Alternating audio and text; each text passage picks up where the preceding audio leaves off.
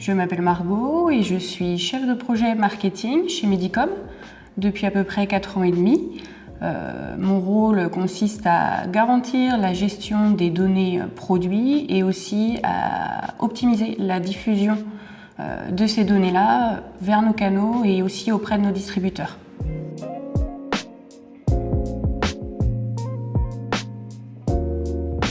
Alors, Medicom fabrique et commercialise des dispositifs médicaux et des équipements de protection individuelle destinés notamment au secteur industriel et médical. On propose une protection de la tête aux pieds, donc par exemple des gants, des masques, des combinaisons.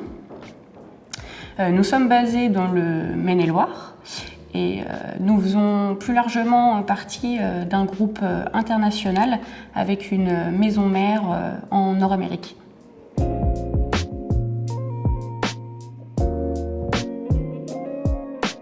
Alors Medicom est une entreprise B2B. Aujourd'hui, on est présent à peu près sur une 60aine de marketplaces sur le marché européen.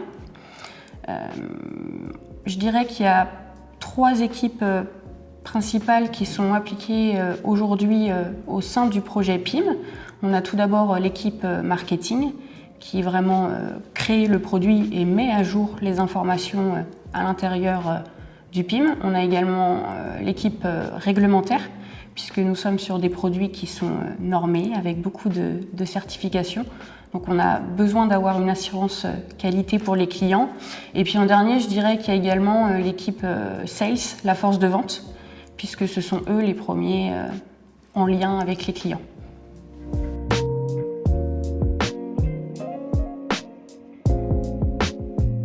Alors avant de mettre en place le PIM Akeneo, les infos étaient, je dirais, scindées à divers endroits, donc dans des fichiers Excel, sur des fiches techniques, sur le serveur, ou alors finalement dans la tête des collaborateurs.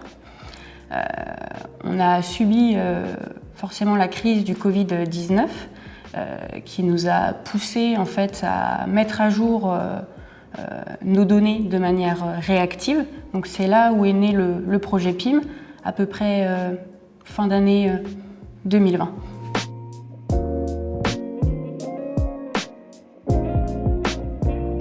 Alors ça fait maintenant 4 ans qu'on travaille avec Akeneo. Au début du projet, on a fait plusieurs consultations. Le choix d'Akeneo s'est fait notamment par l'écosystème en fait complet qu'il propose. Ça nous permettait d'avoir une solution vraiment évolutive. Akeneo, c'est aussi un acteur local. La proximité géographique peut aussi faciliter la collaboration, même si on travaille tous les deux à l'international. D'ailleurs, on a toujours aussi gardé en tête d'avoir une solution qui pouvait ensuite se globaliser vers nos autres entités.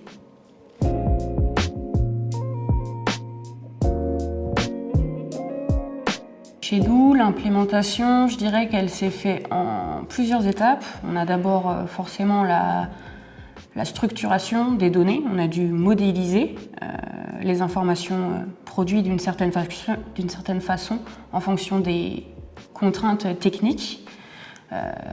Ensuite, on a toute une partie, je dirais, conduite du changement avec des formations et des communications dédiées pour impliquer les équipes dès le départ du projet. Et finalement, maintenant, on est plus dans l'optimisation continue, on suit nos KPI, on essaye de proposer un maximum des améliorations et des évolutions en fonction des retours utilisateurs, mais aussi retours finalement clients-distributeurs. Et dès le tout départ, comme je l'ai mentionné précédemment, c'est vraiment les équipes marketing, réglementaires et force de vente qui ont été impliquées, même si au final chaque acteur en interne chez nous et aussi bien nos clients ont un rôle clé et l'implémentation finalement elle est en constante évolution tout le temps.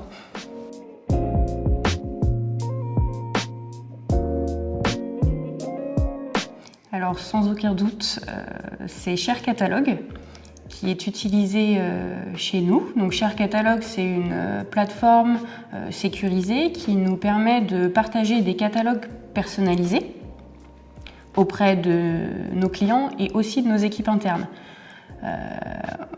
On a mis en place Share Catalog en plusieurs étapes.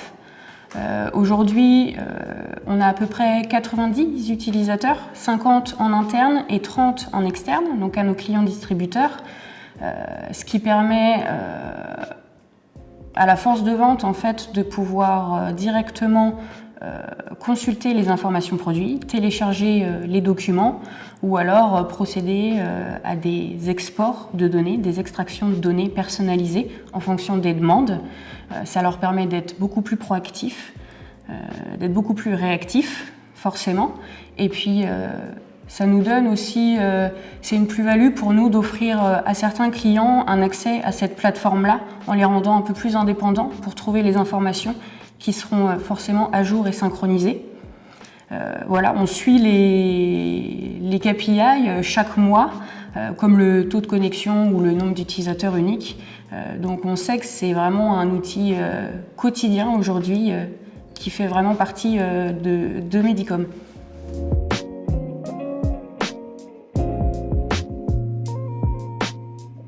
L'expérience produit, premièrement, c'est structurer et modéliser ces données, avoir la bonne information fiable et à jour. Et dans un second temps, ça va être de la diffuser de la bonne façon et de pouvoir adapter son offre à chaque demande, forcément. On a mis en place différentes choses, nous, en ayant maintenant une source unique de vérité.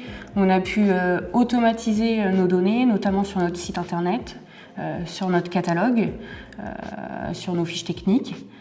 C'est toujours en cours d'ailleurs, mais ça nous permet d'offrir à nos distributeurs une information qui sera toujours à jour et fiable.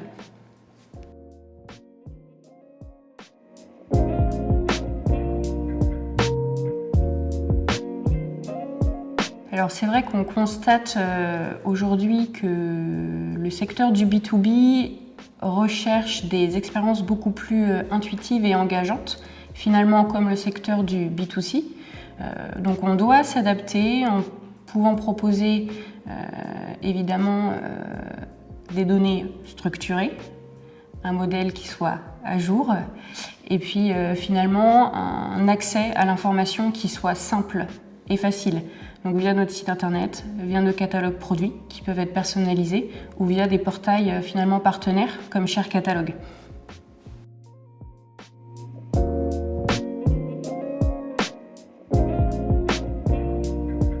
Alors je leur dirais de penser d'abord modélisation avant de penser diffusion, ce qui est une étape très importante qu'il ne faut pas négliger.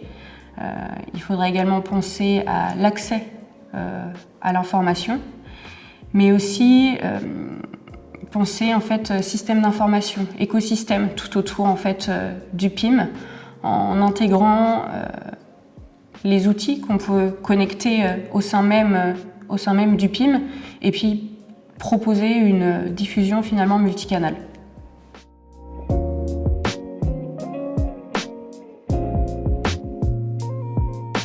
Je pense que l'IA joue un rôle clé aujourd'hui.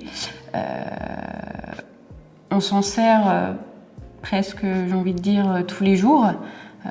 Aujourd'hui, ça nous permet de pouvoir enrichir plus facilement nos fiches produits avec des suggestions de description ou même des traductions finalement automatiques. Donc l'IA, c'est un gain de temps, Et puis, ça nous permet surtout de pouvoir personnaliser en fait nos offres en fonction des demandes, sachant que le secteur du B2B est de plus en plus exigeant.